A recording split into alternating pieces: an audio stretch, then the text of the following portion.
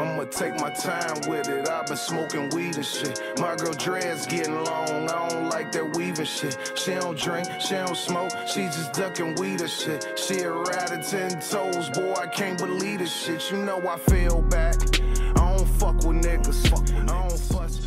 Let my mic take a cruise around the planet. Packing men like Janet Jackson. She's asking if I can slam it. Yo, rat man, what the fuck, man? Get the fuck off that bump smooth shit, man. Get with that rough shit, man. You know how we do. Fight check. I walk around the street with the black tech now by the waistline, picking out hype shit. Yo, what's good? It's your boy Alex back with another episode of You Might Not Know. This is something people may know about, but, you know, I'm just going to put it out there. You know, I've been talking to a few friends, putting a little, you know, a couple Facebook statuses up. Excuse my dog. But who is your GOAT basketball player minus Michael Jordan, Kobe Bryant, and LeBron James? If you had to say the greatest of all time, who the greatest of all time was in regards to a basketball player that is not those three guys, who would it be? Got a couple ideas out here. I'm thinking maybe Kareem, Karl Malone, Magic Johnson, Larry Bird, Hakeem Olajuwon. Now, if you're going to take Michael Jordan, LeBron James, and Kobe Bryant out of the conversation, then I'm going to have to insert Kareem Abdul-Jabbar. No one has surpassed his points scored in the NBA, and I'm not sure he shot many three-pointers. No one has surpassed that guy.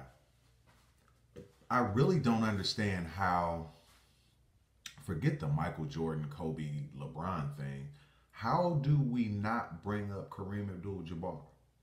None of those guys have touched him in regards to scoring.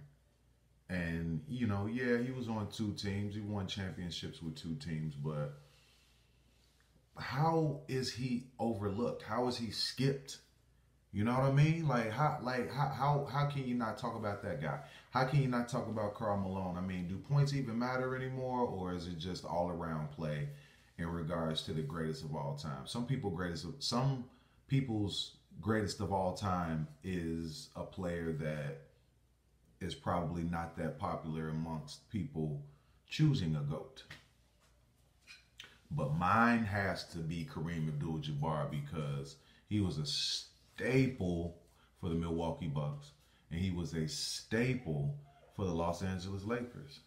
They won several championships and, you know, in my opinion, he was on his last leg when they won the last championship that they got. That, you know, I'm a Michael Jordan guy all day, but, you know, had Kareem been playing in 91 when the Bulls played the Lakers, maybe the Bulls might have still won, but, you know, the game would, the series rather, would have been totally different. But that's just what I want to throw out there. Like, who would you say is the greatest of all time minus Michael Jordan, LeBron James, and Kobe Bryant? We even got Oscar Robertson out there. Who else can I think of? Some people may say newer guys. Some people may say Kevin Durant. You know, some people may say Dwayne Wade. You know, a lot of people have different opinions about who the greatest of all time is, regardless of me taking those three names out or not. And I'll just put it out there. I feel like Michael Jordan is the greatest of all time, period, if you're going to throw those in there. But the point is, who is your GOAT without those guys? I'm not sure it's that easy to really think because that's going to have guys like, oh, man, who can I choose? What team? You know, what era? People are going to start going through their eras. And in my opinion, I don't think that you should really pick an era of basketball that you weren't on earth to witness. That's just how I feel, you know. We have YouTube. We have all type of videos. So we have the internet, period. You know, you can look up these guys and see how they played and, you know, who they played against. And that's another thing. I think that who you played against matters. I think that the type of defense allowed by the National Basketball Association matters. There are people in the past who played against much tougher defenses than what we see today. Minus our little sports break. But you can't play defense the way you played it in 1995 now. You would get kicked out of the game. There are certain things that defensive players did, you know, back in those days that you can't. There are things that people did in 2000 that you can't do now. You know, and that was 20 years ago, but that, like, things are different. Players are different. Players are more skilled. Players are taller, moving out toward the perimeter as opposed to being on the block all of the time. You know, the game is different.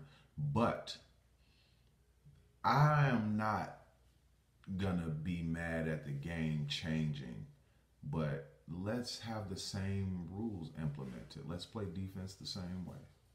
I think that will make a greatest of all time. The defense that you played against. If you're not playing against, if you're playing against shit defense, then your offensive production is shit.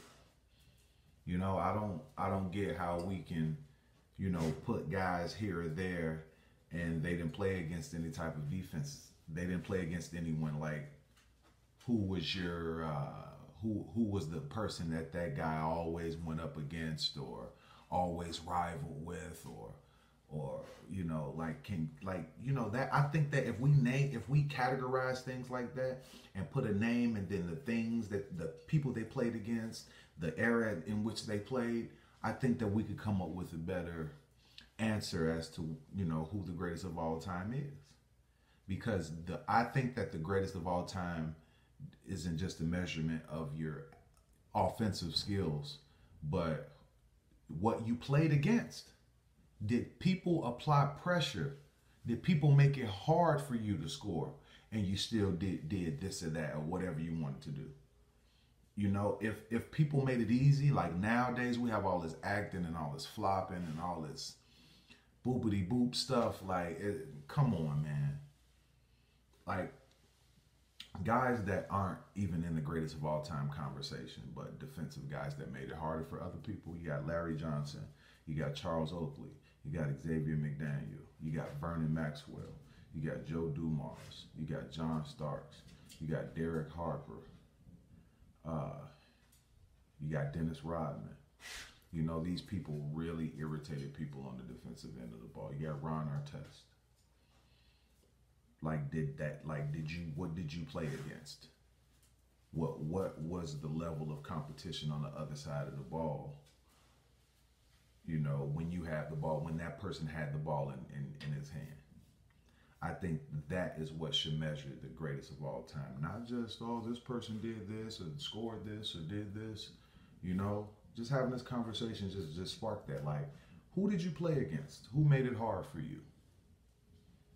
Who did you scrap with a little bit? Who did you get into it with on the court? Those are the things that I think are important if you're going to measure greatness. Greatest of all time, you have to be a guy that produced on both ends of the court. And I think that your offensive output, in regards to measuring the greatness, should be based on who you played against. This is Alex.